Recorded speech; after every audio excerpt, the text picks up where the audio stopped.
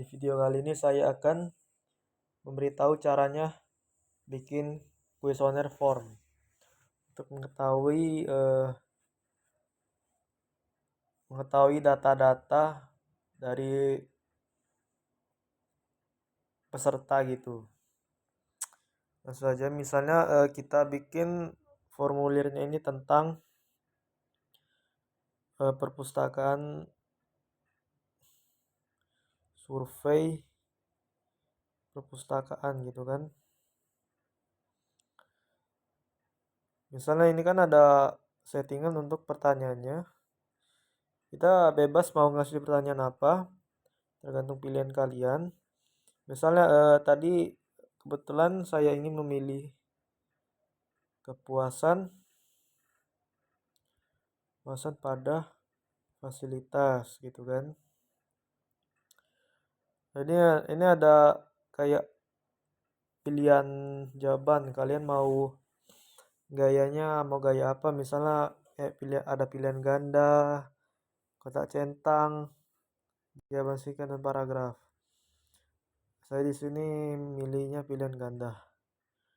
Misalnya, nah lalu ini ada settingan untuk opsi gitu kan, kayak pilkan gitu. Misalnya opsi apa? Sebentar. Opsi pertama, kalian mau ngasih jawaban apa gitu kan? Jawaban puas, sangat puas gitu kan. Lalu bisa juga untuk menambah opsi, caranya pencet saja tulisan tambahkan opsi. Terus bebas. Misalnya kalau sangat puas berarti bawahnya itu puas. Puas.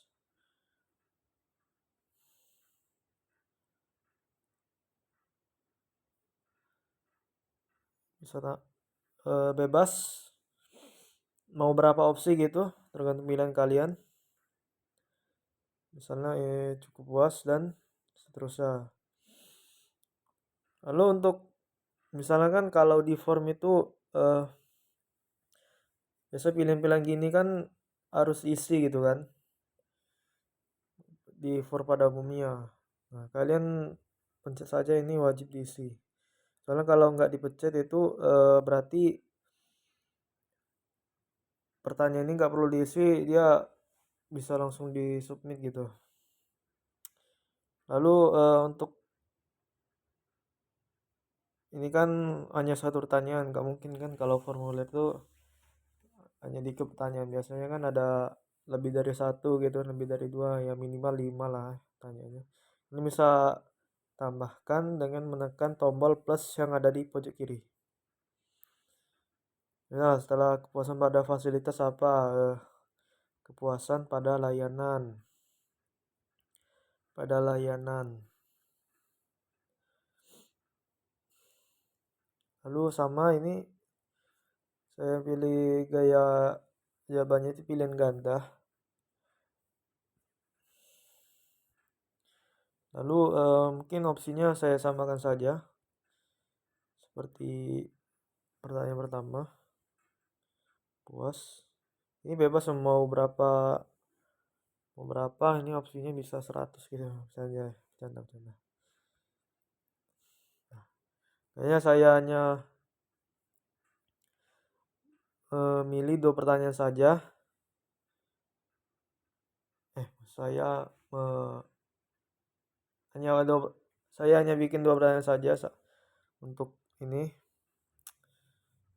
Lalu ini kan biasanya ini kalau di formulir tuh biasanya ada halaman-halaman gitu kan. Ya, ini harus halaman kedua ini.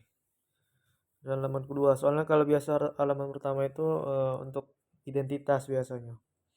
Kalian tekan saja ini. Nah, ini bagian 2 dari 2, berarti ini ada 2 halaman misalnya. Setelah itu ini kan belum ada pertanyaan. Kalian tambah saja pertanyaannya. Nah, muncul kan ada yang ada di bawah ini, berarti ini sebagai pembatas gitu yang bagian-bagian ini. Ini kan ada halaman pertama, ini halaman kedua. Lah, ini kita pertanyaannya itu untuk identitas saja ya, seperti nama. Nah, kalau nama itu beda, bukan pilihan ganda, nggak mungkin nggak pilihan ganda. Ini jadi aneh kan? Nggak mungkin eh, misalnya dikasih pilihan Asep, Budi, tapi namanya Akbar gitu kan? Nggak ini, nggak bisa kan? Jangan lupa ini pencet wajib diisi. Ini kan kalau setelah pertanyaan kepuasan, ya setelah pertanyaan inti, lalu kita submit. Nah, kan nama kan nggak nyambung kan? Nah, ini bisa kita atur saja. Caranya itu,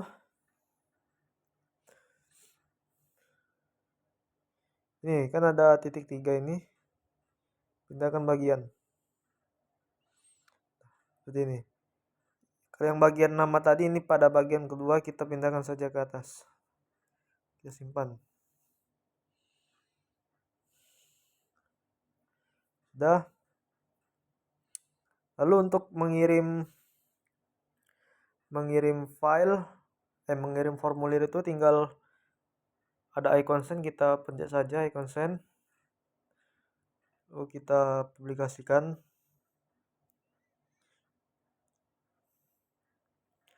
Ini diberi link, bisa saja, terus kita salin. Misalnya saya ingin menyalin ke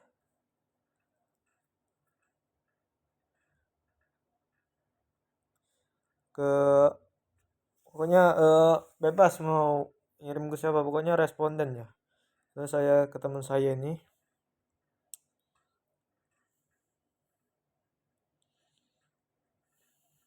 Nah, setelah itu kan mungkin bentar. Nah, lalu setelah berbincang-bincang dan teman saya suruh dia mengisi survei, lalu ini untuk mengecek jawaban gitu. Seperti yang Anda lihat ini kan ada kayak diagram-diagram gitu kan. Ini penting untuk misalnya untuk penyajian data untuk diolah lagi menjadi diolah lagi menggunakan Excel, SPSS gitu kan. Nah, sudah. Lalu misalnya kan biasanya kalau link GVerb itu ada batasannya. Kita bisa membatasinya dengan apa saya. Nah, klik icon ini lalu. Nah, ini ada menerima jawaban. Kita matikan saja. Coba kita isi lagi surveinya.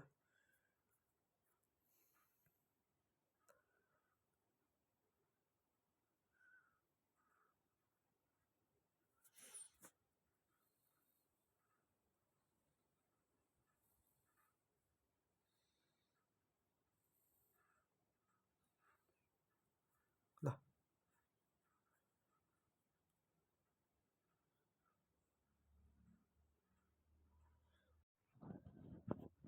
maaf sebelumnya tadi lupa saya simpan. Jadi setelah kita melakukan perubahan biasakan menyimpan. Soalnya itu penting. Ya, Anda lihat ini formulir itu tidak menerima respon. Coba kita lakukan lagi.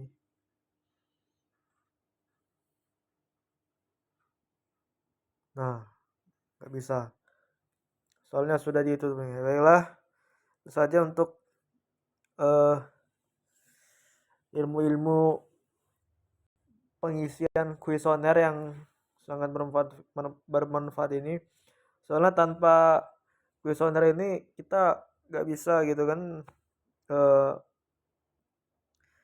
mendata apa, kalau mendata kan pakai SPSS Excel gitu kan nggak guna kan kalau nggak ada peserta yang ada di data. Inilah gunanya kuesioner, jadi jangan meremehkan kekuatan kuesioner. Baiklah, sebelum saya tutup, wabillahi taufiq walhidayah, wassalamualaikum warahmatullahi wabarakatuh. Ciao.